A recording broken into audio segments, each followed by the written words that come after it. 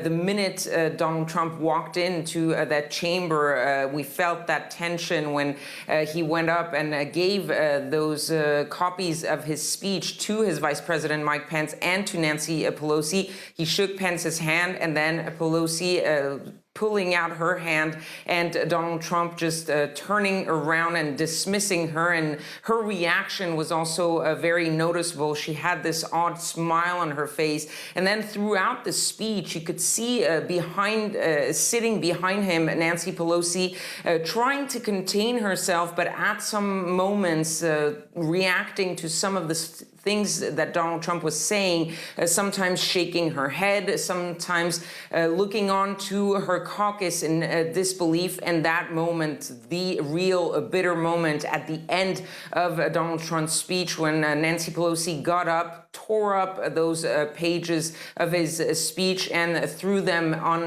the table. Of course, the White House reacted, criticizing Nancy Pelosi for doing such a thing in a historic speech, while Nancy Pelosi said that this was pretty much all she could do, considering the situation. The situation, of course, is that about a month ago in that same chamber, the President of the United States was being impeached at the guiding of the Speaker of the House, Nancy Pelosi. And tomorrow, this Wednesday, that vote in the Senate trial for that impeachment will be coming to a close, with Donald Trump almost certainly being cleared by the Senate. And that is when the impeachment might come up, because it didn't come up in his State of the Union address. But Donald Trump is expected to make a speech after that vote, and this time he probably will take aim directly at the Democrat and at Nancy Pelosi.